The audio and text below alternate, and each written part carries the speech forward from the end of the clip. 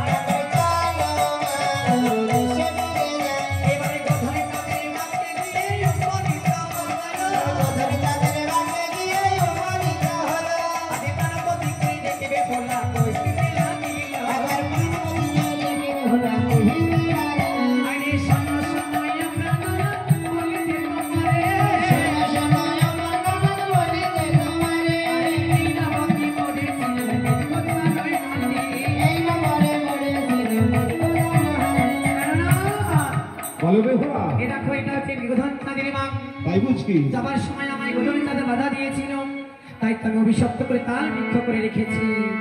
এবার কি করবে জানো প্রাণনা?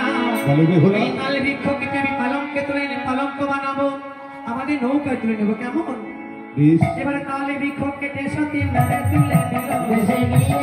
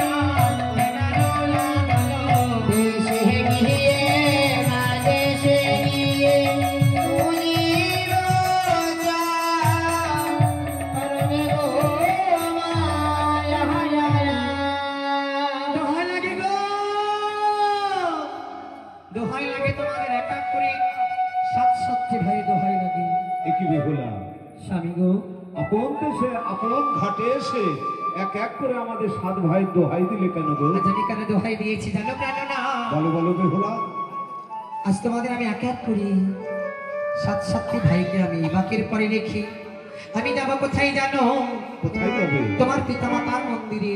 একই কথা বলছো বেহুলা? আমি যে 6 মাস পূর্বে তোমার পিতামাতার কাছ থেকে চলে এসেছিলাম, তোমার পিতামাতা আমাকে মনে রেখেছেন কিনা? আমরা যে চলে এসেছি তোমার মা বাবাকে ছেড়ে, আমাদেরকে তোমার 6 বৌদি ভুলে গেছেন কিনা সেইটা পরীক্ষা করবার জন্য আমি তোমাদেরকে রেখে যাবো সেই তোমার পিতামাতার মন্দিরে। তাই বুঝি? একবার তুমি আমায় অনুমতি দাও প্রাণনা। বেশ বেহুলা। তুমি কেমন করে যাবো জানো প্রাণনা? কেমন ভাবে যাবে? আমি চাই না হতে রাজমন্দিরে, চাই না হতে রাজার লাগে। ওগো প্রাণনা তোমার কেমন বেশি যাবো জানো? আগে যে নির্যাতিত ডমনির বেশি ধারণে করে আমি যাবো সেই চম্পকনগরের রাজপথে। একই কথা বলছো বেহুলা? তুমি না রাজনন্দিনী, রাধার দোলালি, আজ ডোমের বেশ সঙ্গে ধারণ করে আপন দেশে ফিরবে। হ্যাঁ গো প্রাণনাথ, যে বেশি গেলে সকলে দেবে ধিক্কার, করিবে থুক্কার।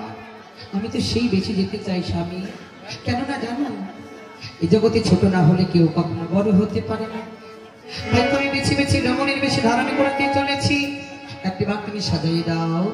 বেশ বেহুলা, এরে সাজিল ধনী চানিদ্র মদনী, সাজিল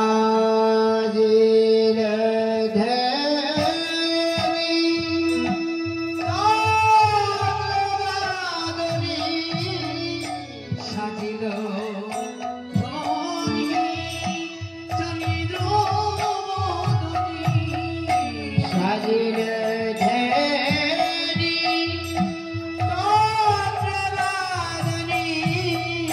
চম্পালাতে যাবে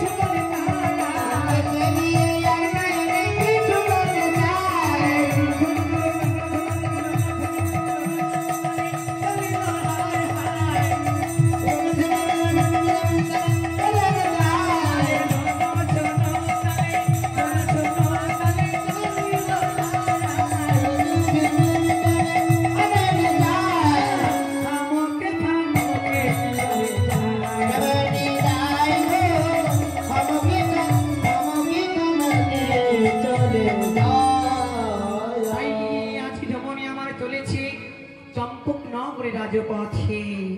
আজ পাশ থেকে কবি ক্ষমানন্দ আমার কত সুন্দর একখানি পদরত